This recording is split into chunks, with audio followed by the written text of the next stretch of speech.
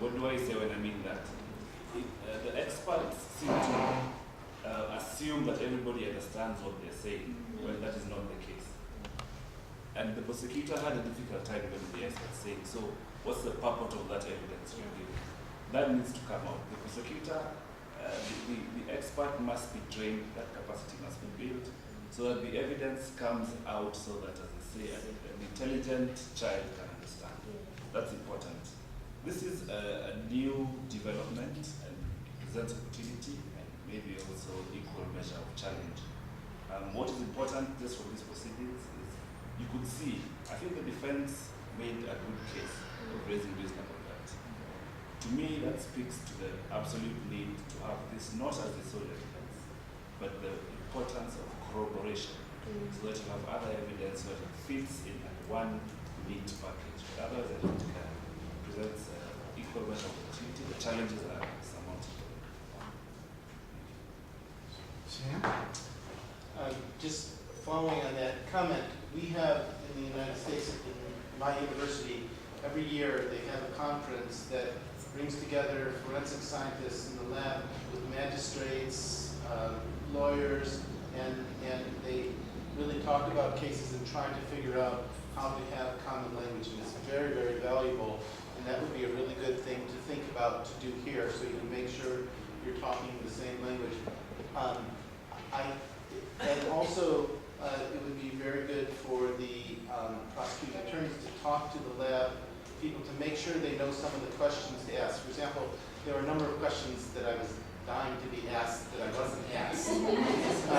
And some of those questions have to do with when you have a sample, to make sure that you have adequately done the analyses so that you are sure that the results are accurate. So just because you're a good lab doesn't mean that they're accurate. There are a lot of very specific things I could have been asked. For example, I'm not sure how many different genetic markers they use for Rhino, but let's just say there's 12. So each one of those 12 groups can have one gene from the mother and one gene from the father. And one of the problems is when you're doing this DNA analysis, if there's not a lot of DNA in the sample, sometimes both of those forms of that gene don't amplify. And that's a really important question to be asked. Because if you're getting a perfect match, you have 24 possible genes that have to be matched on. And to say that they matched on all, the way it was described, that they matched on all of the markers, it doesn't mean that they matched on all 24. It means that they matched only on the 12 different ones, but there's 2 of each one. And so that's really important, because if you, let's say you have marker A and a B, and B doesn't amplify, so you say that they both have 2 A's. So then what happens is that you could say that there is a match when there really wasn't, because it was an error in the lab. And the only way that you could know that is to ask questions like, how many different extracts did you look at? And how many times did you amplify each extract? Those are really, really important questions for degraded samples. And it's very important that the prosecutors know about those questions and to be able to say it in a way that they can understand, because that by far is the easiest way to have something declared a match and not really be a match. And that is a major factor in this case. David here has a comment. Let me just follow up on that. We really, the defense really tried to focus this in on the lab so that we could give Moses the hardest time possible. But if we'd had the investigating officer, we would have asked questions. How long were the samples out in the sun? Could they be degraded DNA? What preservatives were used? And that would have led into these questions that Sam was raising of the reliability of the DNA in the lab. So we really just focused on how he handled the sample in the laboratory, chances for contamination, and the database. I want to raise the issue about the database. It seemed like that part of the case was really glossed over, that the expert, Moses, said it was a match, and it really didn't matter what the database was. But our construction of a database, I think, is really going to be important. How do we get that across? That this is not just good evidence, but the interpretation of the evidence is solid because of the database. The weakness of the database is really vulnerable. I just want to add to what Sam said. Just one second.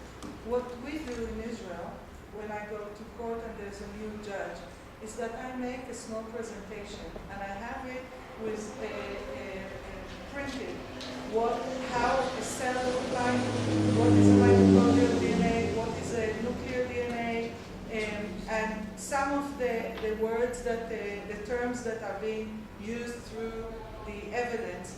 And before I talk, I will ask the judge if I can have 3 minutes to explain and give a background so that my evidence would be clear, and then I will handle the papers to her.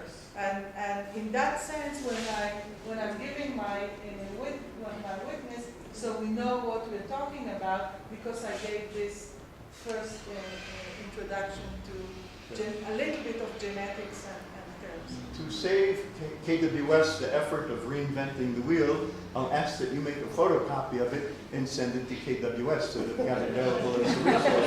One moment, please. We got your comment over here. So I'm very happy that at least you have secured 2 prosecutions today. 3 convictions. 3.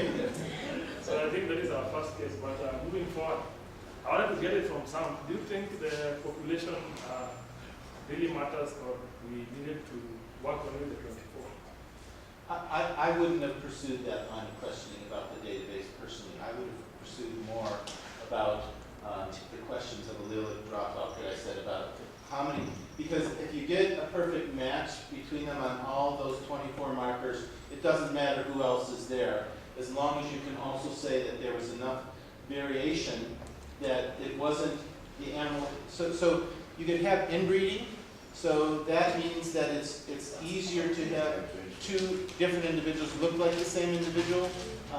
But if you have a lot of variation in your, by differences in your alleles, you have the A and a B and all of those different ones instead of 2 A's or 2 B's, then you have it. So if you had all 24 of your alleles, your forms of those genes, and they all perfectly matched, and there was differences, they weren't all one kind, they weren't all AA or all BB, then I would say case closed. Yeah. Statistically, you don't need, if all 3 of them are identical, you can go without the Statistics. But your case without the statistics. But your case becomes, what Sam makes very important for your case becomes more strong if you have different colors in each one of the cells. Because then you are more stronger to say that, we don't have all same colors. No, but if all are identical with the heterozygosity that they have, Yes. that they each one support the other. Yes. So it's better to have a database that you can confirm to, but if you don't have, it can sufficiently Absolutely. be. Yeah. So you could have taken your 24 animals and say how different they are from each other. So it would have been fine to just say with your 24, that was the chance of a mismatch, and then you can calculate of getting all of those different alleles to be perfectly matched, and that you had enough of cases where you had 2 different forms of the gene, that you could make the argument that then you could come up with a probability that was high enough to close the case. We have some comments over here, please. Yeah, an observation I also made there is considering that would have so many court cases to be prosecuted, to be had. I looked at I think it was, who was asking, the process that was followed in the analysis, and I thought to save time, to have a shorter period of prosecuting a case, for us I think to be important, then we document the protocols we use so that we are published. I think to be an easier way of, this is the protocol that is followed to arrive at this analysis. Instead of, it will save time if the defense counsel will ask the expert witness what method he has been using. I think if we have that one and we have them published, I think it's to issue the protocol as published. Yes, please. I just wanted to say in the United States, establishing what we call a foundation for your witness and the admissibility in his testimony is very formulaic.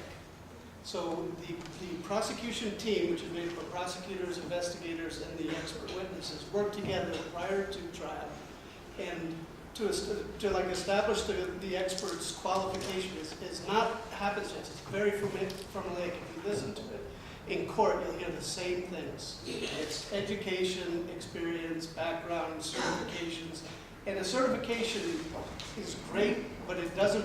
With the lack of it, especially in a situation where it may not exist, it's not career. It's not ending with that story. It can still be brought in. It just has to be addressed. Similarly, establishing the foundation of the methods that are going to be used in a particular test are very important. In the United States, it's very formulaic. It's the same time. Every time a witness is brought up, the same 8 or 10 methods are outlined, like my colleague Gila said. But I will tell you that to establish those, use more than the world-renowned scientists who are steeped in this, because it has to be broken down to where your jury or your magistrate is going to understand and accept those as the most. And it may be just that this is the current state-of-the-art science in this particular area. It's the best available today. Okay, we're going to gather again tomorrow, and I request tomorrow we'll have a few more presentations. We're also going to have some roundtable discussions on how to proceed. So I ask that overnight, well, the team of Mizungus is going to be working on our own list, but everyone else from KWS, whatever, think about what went on here today and try to build some more cogent ideas and questions, whatever, to return to the square table discussion tomorrow, if that's possible. Prosecutor and magistrate won't be here. Can we get their final words? Yes, if you have any final ones, and then Leah. Or Leah, and then, okay, one moment, please. Leah? It's just a small comment. The presentation Gila has for the judges and the court to explain the whole process is many pictures. And I think it would be a good practice for Moses to prepare something of his own. The presentation for the judge or the lawyers so they can understand all the numbers. Yes. So it's only pictures what Gila has. I think the explanation of the statistics was a bit problematic, and that needs to be really clear. You got that? It's good guidance, thank you. Yes, just final comments, please? Yes, Lee. No, final just an observation of the case. I think what Professor said about change in shipment rules and all that, I think it would have been more, it would have given the case a little bit of more credibility if Moses tried to tell us, because most of the rhinos in Kenya came from South Africa, I think. Sorry, I didn't hear that. Like white rhinos or white. I don't know which one that was. Nobody distinguished. Yes, so I think it would have been more tight. We went into that a bit and really told us the difference, how we arrived at that difference, how we drew to the conclusion that this is the rhino from Kenya. Yes, and we had 24 samples from Kenya, but potentially 2 species with 24 samples from them. So I don't know if it's 12-12 or whatever. Yep, moment running. I just want to thank you for this mock trial. This is actually a real case that is pending before court. When it comes time for Moses to testify, we have already prepared. We have done the trial, so it will be very easy. Secondly, very good. Ronnie had a comment. Just a comment that we are forcing the legal attorney will spend time with the ranger in the field, and especially Gila and Leah and all the technicians and the academic force. That's when the judge asks them questions about rhino or about elephant, they know, they've been in the field, they spend some time in the ranger, they see what the ranger working, they see how the chain of custody working, So the seat on the first way, or what we call in their eyes, and they can identify better when they hear on the seat, on the field. And the judge impression, of course, change when they are spending time. And we do it every few months. We take all the attorney, go to the ranger, spend a little time, go back. So she has spent many years with us, and she knows what she talk about. So just to do the same. Important concept, we can pick that up at the round table tomorrow, or square table, whatever it's called. Dee has another What? point. Oh, yes, please. Yeah, my second comment was, in Kenya, we go around the issue of qualification, because under the Evidence Act, there are two ways one can testify as an expert. One way is an expert witness, either expert in science with knowledge, skills. The other way is being gazetted as a government analyst. So we have already raised that issue with the Office of the Director of Public Prosecution, and we want the laboratory staff to be gazetted as government analysts, because the law says if a document is produced under the hand and signature of a government analyst, the court will presume that that government analyst had the qualifications which he purports to have. So when we do that, the issue of qualifications is removed and our work becomes much easier. So what we have to just show is methodology and results. Good. Okay, good. I think we're. I think we need to wrap it up. We have tomorrow. Traffic is building up. Announcement tomorrow. Professor Wasa, Chief Licensing Officer Ibrahim Lubia, Moses. We will have a side meeting. We will have a side meeting concerning something about DNA. That will